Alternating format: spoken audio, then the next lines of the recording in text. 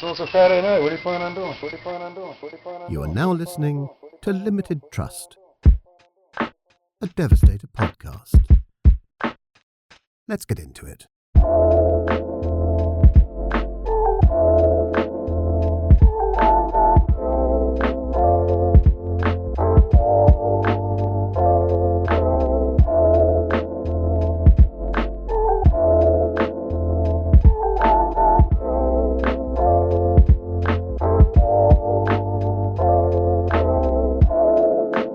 Episode 172, Limited Trust, a Devastator podcast.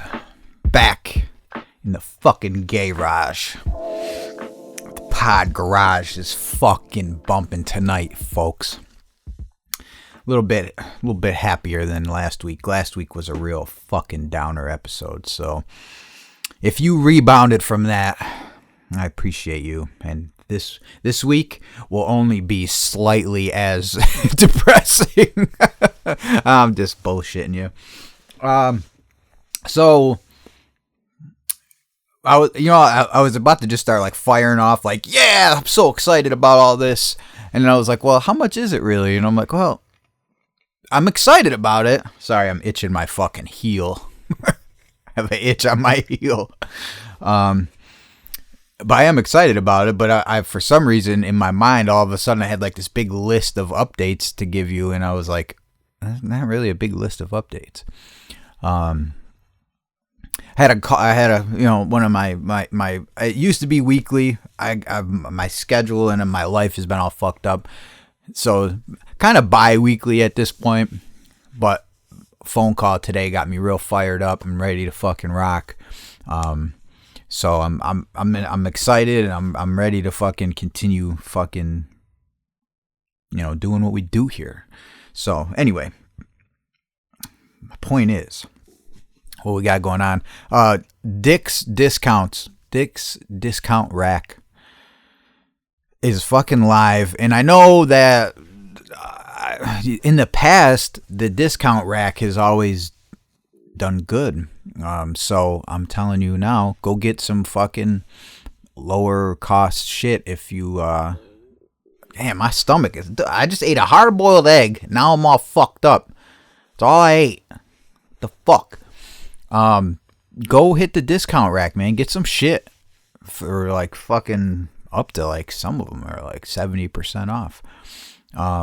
It's shit that I fucked up that I didn't want to send to anybody, everything works. I tested everything. I reworked everything. I tightened everything up.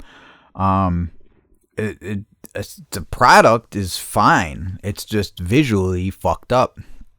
It's visually defective. And instead of just throwing it out, and fucking everybody taking a loss, I figure we could split the fucking difference, and you can get some good shit that works, that looks crazy. But, anyway. So, Dick's Discounts out there. Super Dick. Shout out to Super Dick. There's a few DPMs left. Go grab you some of those. Well, not some of them. I mean, you can grab some of them if you. I have people got two. The fuck else is there? What else was there? Oh, so bundles. I can't remember if I talked about that. The bundles are up. The Essentials bundle. It's just a small essential bundle. I'm also putting together an everything bundle. Now, it's got one scribe from each, I don't know what to call it. Set, tier. Like the black tops, the silver tops, the fucking Bics. They all have their own like category. So the blacktop is a category. It's got blacktop standard, blacktop XL, compact blacktop, Conway signature edition. And so it'll be one of those. It's got one from each section, an executive, and a 2-ounce fill of each of the inks and 12 mops. So I gotta crunch the numbers on that, see what we're gonna do. But I figure if you don't want to fuck around, nickel and diamond, piecing the shit, you get it all at once, and be set for a while. So I'm gonna figure that out and get that up there. It's not for everybody, but for people who don't want to fuck around, there it is. It'll be there. And I'm trying to think of maybe something else to do in it too. Something, I don't know. We'll have to figure it out. But that we will when the time comes. What else is there? I don't know. I'm excited about that. I'm excited to just keep it pushing, man. I want this to be a good year for everybody, and I'm kicking it off. Aside from the obvious, the big downer that was the first day of the new year. Aside from that, I really want to I want to come out with some new shit. I want to get some projects going. I want to get some collaboration projects going. I want to do all kinds of shit this year, man. And it's not like, oh, this year's our year, like fucking go Bills. But I want to I feel real good, man. I'm feeling good, and I feel good. But what will this be? Will this be the 9th year of Devastator? This will be the 9th fucking year, dude. This almost been 10 fucking years. Next year, we're gonna have a fucking, maybe I should start planning right fucking now to have like the Devastator fucking 10-year anniversary and have a big ass party. I don't know who could make it, but if we start planning it now for next August, maybe you could make it, dog. Maybe that could be a good ass time. We'll have to start planning that. That could be a thing. That could be something. So if you're in Rochester and you want to host the Devastator 10-year anniversary party in August of 2027, let me know. And if you think you could make it, let me know. So I'm excited about this year. So I got a lot of stuff to think about. I really am going to sit down and make a rough outline of. I don't want to be too specific with myself, because then I'm going to box myself in like, oh, I have to have one ink project or, whatever the fuck.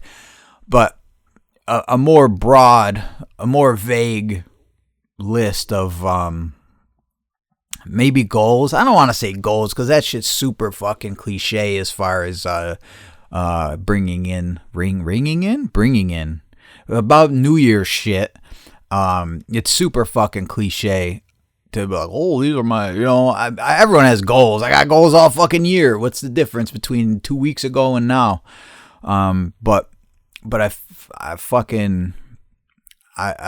a bunch of things I want to do, and I want to create some things that I want to do too. I don't really know what I want to do, but I want to get them in front of me to try and fucking have something to work towards. Does that make sense?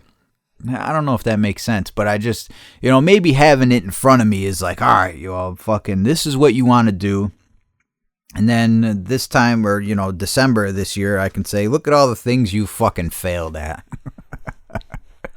No, I'm just kidding. So I'm feeling good about it. And I think spring's going to bring some more shit. We're going to get the new studio finished. We're going to turn it over to the old guard to the new guard. And fucking, I think there's going to be a lot to be had this year as far as all this shit goes. So I'm thinking it's going to be thinking all this is going to be good. So I'm really looking forward to what we got going on and what we'll have going on. And I appreciate you guys coming with me for the roller coaster that will be this whole year. And I don't have any secrets up my sleeve, like, buckle up, bitch, because wait till you see what I got. I don't got that, but you know me. There's always something fucking going on, like, shit just, I come up with these stupid fucking ideas sometimes, and then I'm like, oh, actually, that might be something. Like, I really want to get rolling on the So You Want to Be the Ink Man Season 1. And I'm thinking that that's going to be a good thing for everybody. And I know I talked about it before, but I was talking about it today earlier that I really want to do it right. I want it to be not like a halfway project that I just walk, fucking bullshit, whatever it is. I don't want it to be that. If I'm going to do it, I want it to be something. I want it to be like, yo, I won the challenge for this year, and you could, and when people see that, they're like, oh shit, obviously this dude is serious. And I think with Club Ghoul and Rack helping judge and be judges on the shit, I mean, that's gonna say a lot for your fucking shit. Is gonna be, it's gonna be, it means something. I don't want it to just be like, oh, whatever. Not to say hand style competitions, but those have always been super controversial as far as I've known in this. Fucking one of the first ever hand style competitions I saw when I first got on like graffiti Instagram, I was like, this shit is. I guess you're always gonna have the like, oh, have all your friends go vote for you, of course, so it's almost like a battle of the followers, like whoever's got the most followers and can bait the most people. You vote on mine, a vote for vote, or you know what I mean, like I saw all these hand style competitions, and I'm like, damn, that one is way fucking. But again, it's all opinion. But with some things were like clearly better and more original than others, and people got fucking washed off that shit, and I was like, I don't know, because follower influence bumping fucking votes, which in some corporate baloney, fucking vote on the picture of my baby for the fucking Gerber thing or whatever. Sure, get all your friends to do it, but dude, when it's about skill, man, wouldn't you want to win based on fucking how ill your hand style was, not how many people want to be your friend? So that's where I'm kind of thinking that this Ink Man shit, we're gonna have fucking 3 ink people putting your shit through the torture tests and fucking figuring out who's about it and who's not. And I think that it doesn't get really much more real than that. And we could have a public opinion and what they think and how they react, but it doesn't mean shit, because in the end it's going to be what we say it is. So I'm thinking that once I got to get a better plan, because I think if I just start rolling it out like, oh, who wants to be a part of this, I'm going to end up getting in too deep, and it's going to be an unorganized big pile of shit. So I wanted to start it on the 1st, and then I kind of realized, like, all right, dude, don't just fucking do this shit just because you're bored today. Make sure that you have a plan and go into this with a plan, even if it's a loose plan, but it's, I got what the fuck's gonna be, to go into it a little bit more professional than just fucking winging it. So I do want to plan it a little bit better. So, give me a little time, and you'll, of course, stick with the Instagram. You'll see the fucking, you'll see the announcements as they come. And here, too, usually you hear it first here, depending on when. If I just come up with something on a Wednesday, you're not going to hear it here first. But if there's something in the works that's coming up, you guys are always privy to the shit, like, early. If it's something I'm planning, if it's something I'm thinking about, if something's going on, Limited Trust gets it first. If it's not just off the cuff, let me post about this. I usually, and really, you guys get it first too. If I'm just brainstorming something, it's usually just shit that happens right then and there, and I'm like, oh, post this, because I want everyone to see it. But you guys are privy to the more thought through ideas and happenings. So that is coming. I've been slacking at the powder coat shit, mainly because it's fucking been cold. It's been cold and snowy, and the walk to the garage has been, even trying to keep it shoveled and safe, and it's just, I've been slacking on it. I got all the parts that I wanted. I was like, yes, I just need to get these in. And then when they came in, it kind of like, I got to get back to that, because they are nice pieces. And if I could really get it down, I haven't been powder coating shit, but if I can really get it down, I can really make it like something. So I got to be back on that. And we have a slight break in the weather right now, just slightly. I think it's going to be back 20 degrees in day after tomorrow, but it's like 50 right now. So, So, what else we got? I'm thinking that's probably close to being about it for Devastator shit. I don't know. If I remember something while I'm talking to you, I'll let you know. As far as right now, I think that's about it. So I wanted to tell you a story, and I'm not sure if I told you this story before, but I don't know what made me think about it. But it was fucking funny.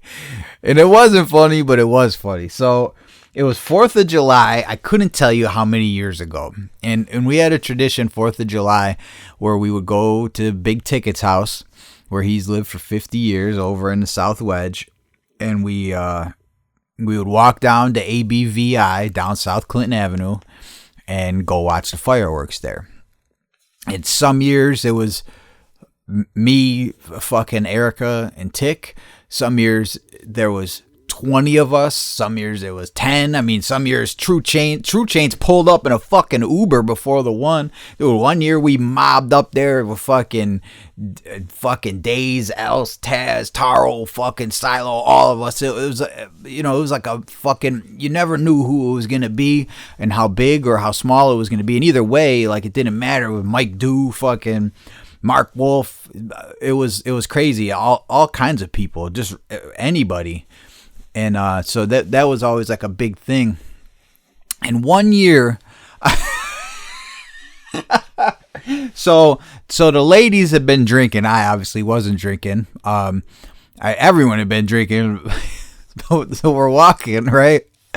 And there's like a pretty substantial, like 3-car rear-ending accident. There's fucking children involved. Right there next to us, bam, bam, bam. The one car fucking plows into the other car. Stop car smashes. People are getting out of the cars crying. It's already a real busy fucking South Clinton Ave is pretty fucking busy as it is. But 4th of July night, it's fucking 100 degrees out. Traffic is bumping. Everyone's going to the fireworks. So then there's this fucking accident, right? So everyone starts getting out of cars. Like the 2 cars in the front had multiple people in them, 3-4 people each. They get out. All the girls that were with us were talking to them. They were all sad. Everyone's crying. The kids. No one's injured, I don't think. Like, people are kind of fucked up. The cars are more fucked up than anything, right? So me and Mike Dew are in the back. And we're kind of like watching everything play out. And Mike Dew's like, walking back and forth to the scene, 10 feet away. And this dude like comes up to me, right?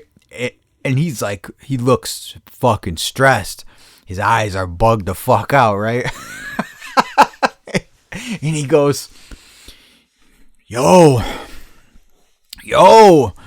And I was like, what's up, man? And he's like, fuck, man, I'm fucking going to jail, man. I said, why, man? And he's like, I caused all of this. He's like, I'm fucked up. I eat mushrooms or something like that. And he looked bugged the fuck out. He's like, I'm all fucked up and I caused this. This is all my fault. I'm fucking going to jail, dog. And I'm looking and like his vehicle's there. He is the most fucked up, but everyone else, they're fucked up too. There's 3 cars not moving anymore.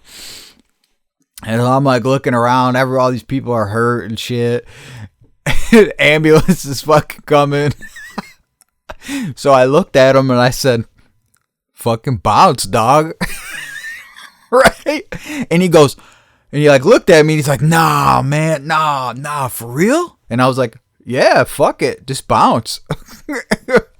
I said, I didn't see nothing.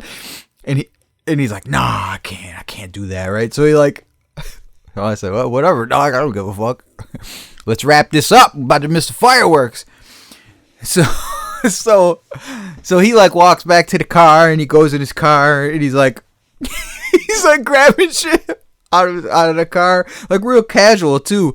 There's all this chaos going on. He grabs all this shit and son, he takes off running, bounces, bam, bow, bow, bow, bow, bow. He's gone. He's a crazy looking white dude. He fucking hauls ass out of there, leaves the car. He's running, runs across a parking lot, jumps a fucking fence, and all the people were going, That was him. He's running. Erica's all upset. All the girls who were with her are all upset. Oh my God, I can't believe you would run. Da, da, da, da, da, all this shit. And I'm standing there, and Mike Dude's like, damn, believe that motherfucker ran or something. And I said, yo, I told him to run. And he said, for real? I said, yeah.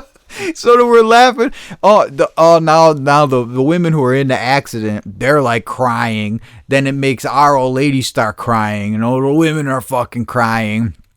So then, finally it's all done. They're all hugging each other and shit. We start walking away, and Erica's like, and all of them, they're like, can you believe that? Can you believe that guy ran away like that? And so then now we're like mobbing again back to fucking, and I said, yo, I told him to leave. And they said, no, you didn't. I said, fuck, I didn't. I didn't think he really was going to, but he did. That motherfucker ran, son, with all of his shit.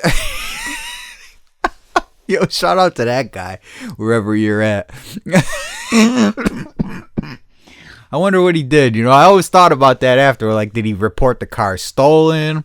Did he say, like, he hit his head and was fucked up and didn't know what happened and we went home for the night, or, whatever? Because someone always told me, I can't remember, they always tell me, someone told me once, fucking back in the day, and I never drank and drove.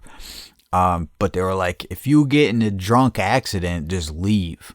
If you can leave on foot, leave.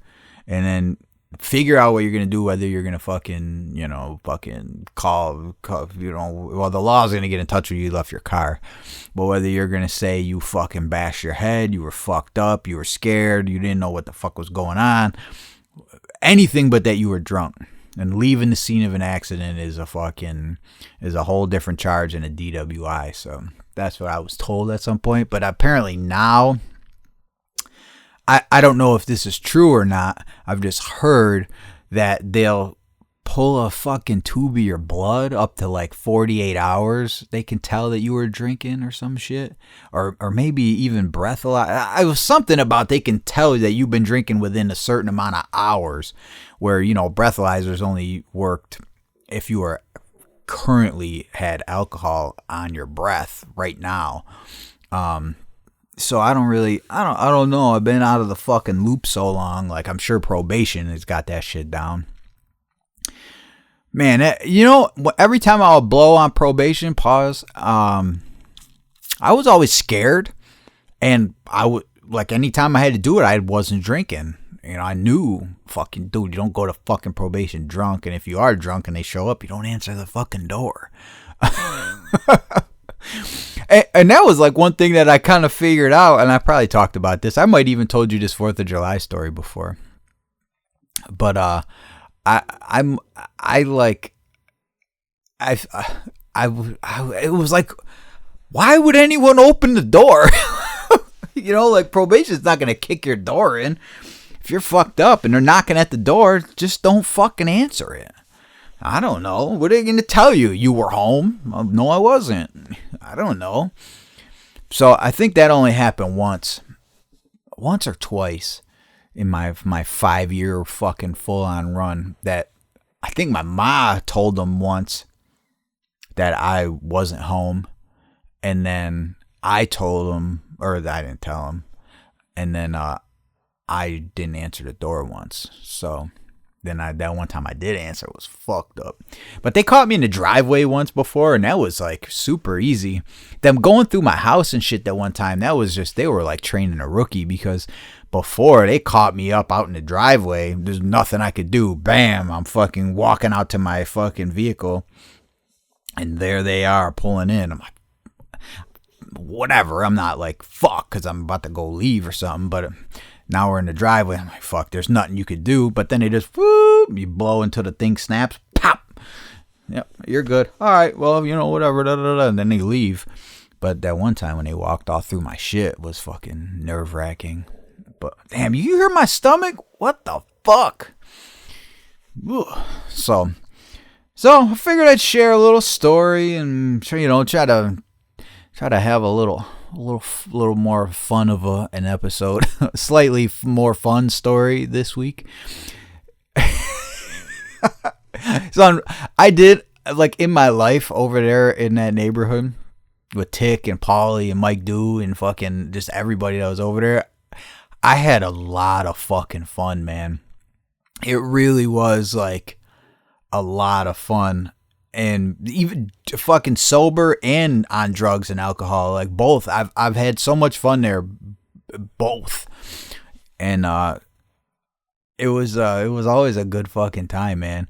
Shit, I think I told you guys the one time too that it was in my drug dealing days. I had a ton of dough. Of course, I was always the fucking big fucking dickhead at the bar buying up everything. But I wasn't like some flashy asshole. Like, we would go in there deep and everyone was drinking and having a good time. And I was fucking throwing $100 bills across the bar. Fucking everybody, rounds for the whole joint, whatever. Just for everyone to have a good time. And we were walking in the fucking Firehouse bar. Deep. It was a lot of us.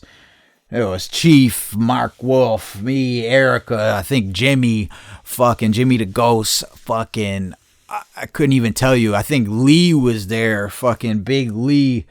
There was a lot of motherfuckers there. And we were at the first joint and we left. We were just bar hopping down Clinton and we went to go in the Firehouse bar. And the dude stopped me and he's like, "Nope, you guys aren't coming in here." And I was like, "Nah, come on, son." And he's like, "You're fucked up." I could tell. I said, "I don't even fucking drink." He's like, "Yeah, you do. You're drunk. You guys aren't coming in here." And little does he know, like, I'm about to go in there. And every one of these people, I'm like, everyone is paid for. You know what I mean? Like, I don't even care. I don't be like, "How much is a shot of whatever? How much is a Jaeger and blah, blah, blah." Fucking run it. Dude, I got a pocket full of fucking cash and I'm a fucking idiot. I'm a nut. I actually think at that time I was smoking weed and shit. That was before I quit drugs. So there was that period from when I stopped drinking and then I was a pillhead and then I got off the pills and then I smoked weed and did mushrooms. Really, that was it. But there was that period, and that was when I was selling the most drugs. And even in there, sprinkled in was before I quit the fucking pills. You know, there was times where I was doing all that shit. So I'm trying to think, but this was definitely one of the weed times. But I would just show up with a quarter or half ounce, whatever, throw it on a table, and with a pack of fucking, I don't even think I used to smoke peach white owls, so I would have, or white grape white owls. White owls was my shit with fucking plastic tubes. I was never really a fan of the blunt wraps. There's only one wraps that I was a fan of, and I again, for the 8th time tonight, I probably told you this already. This was in the fucking either late 1900s or early 2000s. This was the first ones we ever seen that was a wrap that wasn't like, you know, it wasn't a cigar.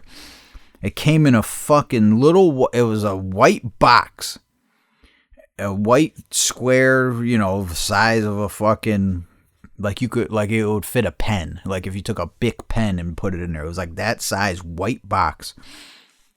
And the fucking wraps it was a cigar wrap. They were green. It was like, you know, leafy green. And they were thick. And they were like it was like the best. Because then shortly after they came out with the other ones that were like brown. And they were very thin. Like if you broke open, you know, when you break open the blunt. And then like the outer paper falls off. You know, that inner paper that holds all the tobacco. It was like that. Just that. And I think that's what they got now, you know, with the little straw inside of it or whatever. And those were always like just like fucking too flimsy, and I just felt like those are bullshit. But man, those fucking white box with the green leaf, it was a fat fucking shit. And then they disappeared. I never seen them again. I don't know why they didn't catch on, or at least fucking stand the test of time, because them fucking things are serious, boy.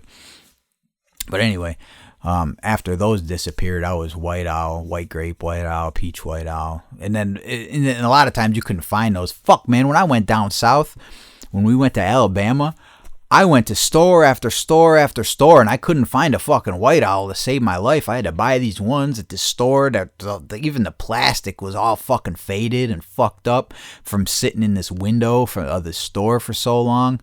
It was all fucked up.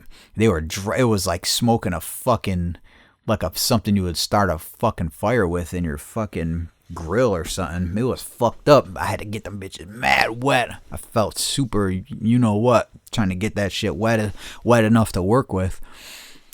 So when I did find some good ones, I bought like fucking 10 of them while we were there. Anyway, so that was it. That was a nice fun story for everyone to go ha ha ha. All right, guys, I'm gonna go back in. I'm gonna continue tonight. I already started with the big pack, so I'm gonna try to touch that up and maybe have that ready tomorrow, or I'll start make it available tomorrow for whoever, and yeah, we'll go from there. We'll see what's the deal. All right, everybody, love you guys. Be good in them streets.